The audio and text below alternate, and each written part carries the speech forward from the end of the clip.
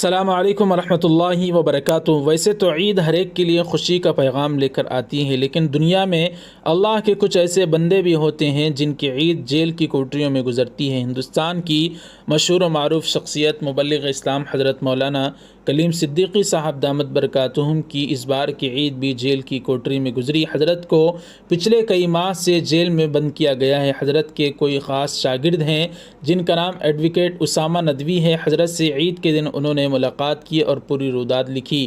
ناظرین، آپ حضرات کی خدمت میں روداد پیش کی جا رہی ہے، اس کو مکمل سماعت فرمائے۔ لکھتے ہیں، 3 مئی کو عید الفطر کی شام ہم گھر سے لکھنؤ کے لیے نکل گئے تھے، جبکہ گھر پر کافی مہمان اور رشتہ دار ملاقات کے لیے آئے ہوئے تھے، کیونکہ اگلے دن ہمیں ان بزرگوں کو عید کی مبارکباد پیش کرنی تھی جن کو دیکھ کر ہم آج تک عید مناتے ہوئے آئے ہیں، جن کا وجود باعث رحمت و شفقت، محبت و مودت تھا۔ لکھتے ہیں کہ عید کی شام 3 لوگوں پر مشتمل قافلہ ہمارا ڈاکٹر نور علی و افضل انکل کی قیادت و سیادت میں اس ناچیز کی ڈرائیوری میں رات بھر سفر کرتے ہوئے بوقت فجر لکھنؤ پہنچا، نماز ادا کی۔ اب صبح کو جیل میں ملاقات کی فکر تھی، سوئے نہیں تھے کیونکہ آنکھ کھل گئی، 9:30 بج چکے تھے۔ 3 لوگ بیدار ہوئے، جیل پہنچے، کارروائی مکمل کرائی۔ عید کی وجہ سے بھیڑ بے تحاشا تھی، اس وجہ سے ملاقات 4 شفٹ میں ہوئی۔ ہمارا نمبر آخری شفٹ میں یعنی 2:30 بجے کے آس پاس آیا۔ لوہے کی جالیوں کے پیچھے کھڑے ہوئے اللہ کے مقرب ترین نیک بندوں کی زیارت کرتے ہوئے ہمیں تو عیدی مل گئی۔ حضرت مولانا نے لاڈ کرتے ہوئے مجھ سے کہا کہ چین نہیں ملا، عید کے دن بھی گھر نہیں رہا گیا، 1-2 دن تو گھر گزار لیتے۔ ڈاکٹر صاحب اور افضل انکل سے مخاطب ہوتے ہوئے کہا، آپ لوگ کیوں پریشان ہو گئے؟ ہم نے کہا کہ آپ کا دیدار ہی ہماری عیدی ہے۔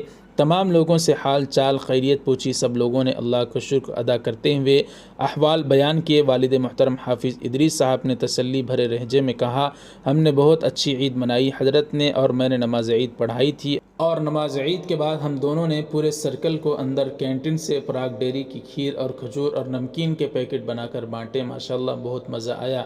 حضرت مولانا اور حافظ صاحب کے چہرے ایسے چمک رہے تھے جیسے اللہ رب العزت نے رمضان المبارک میں ان قیام اللیل و صوم و نہار کو قبول فرما لیا ہو اور انعام میں ان کے چہروں کو نورانیت اور بشاشت بخش دی ہو۔ حضرت مولانا نے تسلی بھرے جملے کہے اور افضل انکل سے بات چیت کرنے لگے۔ میں نے باری باری سرفراز جعفری، ڈاکٹر عاطف کی خیر و عافیت جانی، سب لوگوں نے بہت دعائیں دی۔ حضرت مولانا اس جیل کو اپنے لیے زحمت نہیں بلکہ اللہ کی مصلحت اور شعب ابی طالب کی، نبی کریم صلی اللہ علیہ وسلم کی سنت بتا رہے تھے۔ کہہ رہے تھے کہ اللہ نے ہمیں مقصد کے تحت جیل بھیجا ہے، جب کام پورا ہو جائے گا اللہ انہیں باہر نکال دے گا۔ لگ بھگ 1 گھنٹے کی ملاقات اور بات چیت، نصیحت و ارشاد کے بعد اندر سے پولیس اہلکاروں نے حضرت مولانا و حافظ صاحب سے چلنے کی درخواست کر دی، جس کے بعد ہاتھوں کو اٹھا کر دعائیں دیتے ہوئے تمام لوگ امید بھری نگاہوں سے دیکھتے ہوئے اندر چلے گئے۔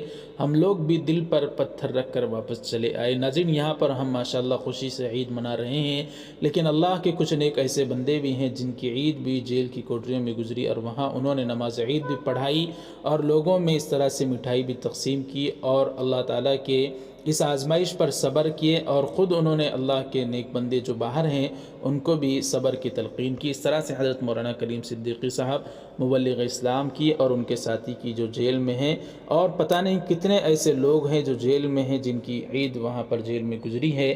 ہم سب کو چاہیے کہ ان تمام اکابرین کے لیے، تمام لوگوں کے لیے جو بے قصور جیل میں ہیں، ان کے لیے دعا فرمائیں۔